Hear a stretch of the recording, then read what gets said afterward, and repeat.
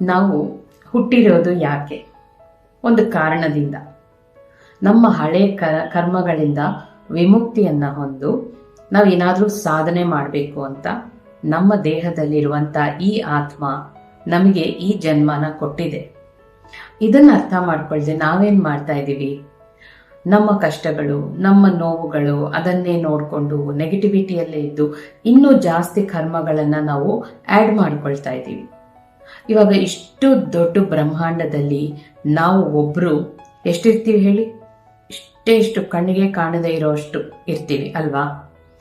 ಆದ್ರೆ ಒಂದು ಇಡೀ ಕಾಡನ್ನ ಒಂದೇ ಒಂದು, ಈಗ ಕಲ್ಲು ತಗೊಂಡು ನೀವು ಉಜ್ಜಿದ್ರು ಅದರಿಂದ ಬರುವಂತ ಒಂದು ಸ್ಪಾರ್ಕ್ ಹೇಗೆ ಇಡೀ ಕಾಡನ್ನ ಸುಡಬಹುದು, ಅದೇ ರೀತಿ ನಮ್ಮಲ್ಲಿ ಜ್ಞಾನ ಹೆಚ್ಚಾದಂತೆ ಇಡೀ ಒಂದು ಜನರೇಷನ್ ಅನ್ನೇ ನಾವು ಬದಲಾಯಿಸಬಹುದು.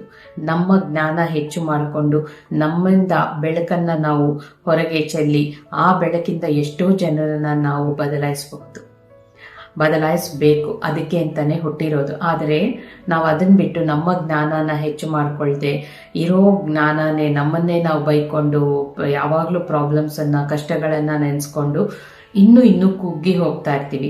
ನಮಗೆ ಒಂದು ಶಕ್ತಿ ಇದೆ, ನಮ್ಮ ಆತ್ಮಕ್ಕೆ ಒಂದು ಶಕ್ತಿ ಇದೆ.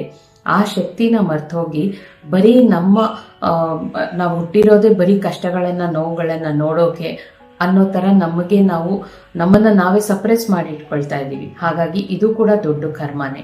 ಸೊ ಕರ್ಮ ಸೀರೀಸ್ ಅಲ್ಲಿ ನಿಮ್ಮ ಕರ್ಮಗಳಿಂದ ನೀವು ಕ್ಲೆನ್ಸ್ ಆಗ್ಬೇಕಂದ್ರೆ ಇದು 10ನೇ ಪಾರ್ಟ್ ಆಗಿದೆ.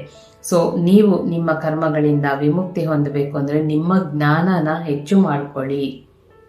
10ನೇ ಭಾಗದಲ್ಲಿ ಇನ್ನು ಯಾರ್ಯಾರು 9 ಭಾಗಗಳು ನೋಡ್ಲಿಲ್ವೋ ಅದು ಡೇ 1 ಫಸ್ಟ್ ಪಾರ್ಟ್ ಇಂದ ನೋಡ್ಕೊಂಡು ಬನ್ನಿ.